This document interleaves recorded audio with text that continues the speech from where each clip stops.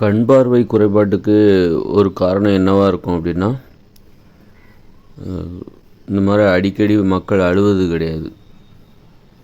அழுகை கண்களை ஆரோக்கியமாக வச்சுருக்க உதவும் கண்டிப்பாக. அதனால் மக்கள் அழுகிறது கிடையாது. நிறைய பேர் வாழ்க்கையில் கண்ணீரே வர்றது கிடையாது. அதனால் அழுவது இந்த உணர்வுபூர்வமான ஒரு வாழ்க்கை இருக்குதுல்ல, அழுகிறது, சிரிக்கிறது, சிரித்தா கூட கண்ணீர் வரும். அந்த மாதிரி உணர்வுபூர்வமாக வாழும்போது உடம்புல நோய்களே இருக்காது, கண்களும் ஆரோக்கியமாக இருக்கும்.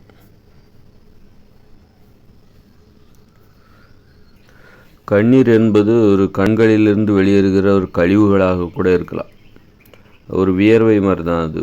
வியர்வை கூட உப்பு கரிக்குது, அதோட உப்புச்சுவை இருக்குது அதில், வியர்வையில். அதே மாதிரி கண்ணீரில் கூட அது மாதிரி உப்புச்சுவை இருக்குது. அப்படின்னா கண்ணீர் என்பது கண்களிலிருந்து வெளியேறுகிற கழிவுகளாக கூட இருக்கலாம். அப்போ அடிக்கடி அழுறது, அது கண்களிலிருந்து கண்ணீர் வருகிற மாதிரி அடிக்கடி அழுவது, ஒரு நாளைக்கு ஒரு வாட்டியாவது ஏதோ ஒரு காரணத்தை கொண்டு அழுவது, கண்களிலிருந்து கண்ணீர் வருவது, இந்த மாதிரி இது கண்களை ஆரோக்கியமாக வைத்திருக்க உதவுகிறது. மக்கள் அழாதனால்தான் அழுவதே இல்லை, அழுகையே வரமாட்டேங்குது. அந்த அளவுக்கு மக்களுக்கு கண்களில் அந்த கழிவு என்பது வெளியேறவே மாட்டேங்குது.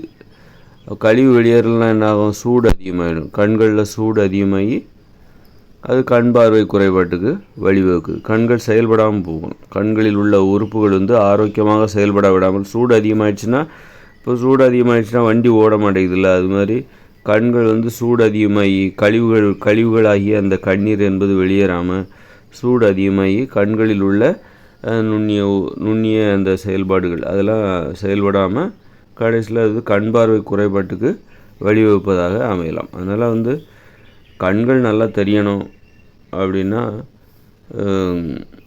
நல்லா அழுறதுக்கு விரும்பணும்.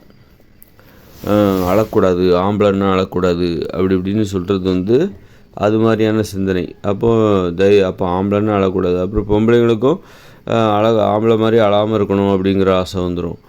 அப்போ அழக்கூடாது அப்படி என்பது ஆண்களின் இயல்புலாம் கிடையாது. ஆண்கள் பெண்கள் இருவருமே அடிக்கடி அழ வேண்டும். அழுவது என்பது அதுதான் ஒரு அழகு. ஒருவருக்கு அழகு என்பது என்னென்னா, அழணும், சிரிக்கணும், உணர்வுபூர்வமாக வாழ வேண்டும். கோவப்படணும், பயப்படணும், கவலைப்படணும், துக்கப்படணும், சந்தோஷப்படணும், உற்சாகமாக இருக்கணும், ஊக்கமாக இருக்கணும், சோர்வாக இருக்கணும். இப்படி உணர்வுபூர்வமாக உணர்வுகளை வெளிப்படுத்தக்கூடிய ஒரு வாழ்க்கை, அதுதான் மகிழ்ச்சியான வாழ்க்கை. அதுதான் ஒருவருக்கு அழகு. அது மாதிரி மகிழ்ச்சியாக வாழ்கிற அந்த மாதிரி உணர்வுகளை வெளிப்படுத்தி வாழ்கிறாங்க பாருங்கள், அவங்க வாழ்க்கை தான் அழகு. அவங்க தான் அழகு. யார் அழகானவங்க அப்படின்னா, உணர்வுபூர்வமாக வாழ்கிறாங்க. பார்த்தீங்களா? ஒருத்தர் அழகாக இருக்கார், ஆனால் சிரிக்கவும் மாட்டார், அழகவும் மாட்டேங்கிறாரு, பார்க்குறதுக்கு அழகாக இருக்கார். அப்படின்னா அவர் அழகானவரா? பார்க்குறதுக்கு தான் அவர் அழகு, தவிர அவருக்கு வாழ்க்கையில் அழகு இல்லை அப்படின்னு அர்த்தம். அவர் பழகுவதற்கு அழகாக இல்லை என்று அர்த்தம். பழகுவதற்கு அழகாக இருக்க வேண்டும். பார்ப்பதற்கு மட்டும் அழகாக இருந்தால் போதுமானதில்லை, பழகுவதற்கும் அழகாக இருக்க வேண்டும். அதுதான் ஒரு உண்மையான ஒரு முழுமையான அழகு. பழகுவதற்கு அழகாக இருக்க வேண்டும். உணர்வுபூர்வமாக வாழ வேண்டும். சிரிக்கணும், அழணும், சந்தோஷப்படணும், கோவப்படணும், துக்கப்படணும், துயரப்படணும், ஊக்கமாக இருக்கணும், உற்சாகமாக இருக்கணும், சோர்வாக இருக்கணும், அழணும். இந்த மாதிரி இப்படி அனைத்து உணர்வுகளையும் வெளிப்படுத்துகிற ஒரு வாழ்க்கை, அதுதான் ஒரு அழகான ஒரு வாழ்க்கை. அப்படிப்பட்டவர்கள் தான் அழகானவர்கள். அழகாக இருந்துட்டாலே நம்ம உடம்பு ஒழுங்காக ஆரோக்கியமாக இருக்குதுன்னு அர்த்தம். அழகாக இருந்து விட்டாலே, இப்போ அழுறது அடிக்கடி அழுறது ஒரு அழகின் வெளிப்பாடு தான்.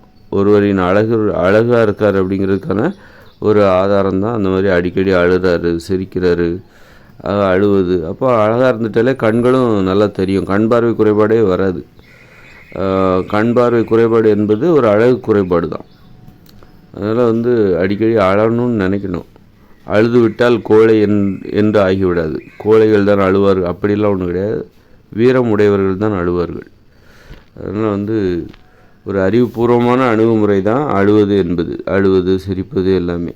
அதனால் உணர்வுபூர்வமாக வாழும்போது உடல் ஆரோக்கியமாக ஒருவருக்கு இருக்கிறது என்பதற்கான ஒரு அடையாளம் தான் அது. ஒருத்தர் உணர்வுபூர்வமாக உணர்ச்சிகளை வெளிப்படுத்துகிறார், நிறைய உணர்ச்சிகளை அவர் வெளிப்படுத்துகிறார். அவர் வாழ்க்கையில், தினசரி வாழ்க்கையில் நிறைய உணர்ச்சிகளை வெளிப்படுத்துகிறாரு. அவருடைய வாழ்க்கை அழகாக இருக்கிறது அப்படின்னா அவருடைய வாழ்க்கை அழகான வாழ்க்கை. அவருக்கு சோம்பேறித்தனமே இருக்காது. வாழ்க்கையை அனுபவித்து வாழ்கிறார் என்ற அர்த்தம். ஒரு உணர்ச்சிகளை வெளிப்படுத்துகிற ஒரு வாழ்க்கை, அதுதான் வாழ்க்கையை அனுபவிப்பது. சிரிப்பது, அழுவது, கவலைப்படுவது, கோபப்படுவது, துக்கப்படுவது, துயரப்படுவது, சந்தோஷப்படுறது, ஏமாற்றம், துயரம், துரோகம், இப்படி அனைத்து விதமான உணர்வுகளையும் சந்திக்கின்ற ஒருவருடைய வாழ்க்கை தான் வாழ்க்கையை அனுபவிப்பது என்று இது பொருள். வாழ்க்கையை ஒருத்தர் அனுபவிக்கிறாருன்னா இப்படி அனைத்து விதமான உணர்ச்சிகளையும் அவர் சந்திக்கணும். அப்போ தான் அவர் வாழ்க்கை பிஸியாக இருக்கும், பரபரப்பாக இருக்குன்னு அர்த்தம்.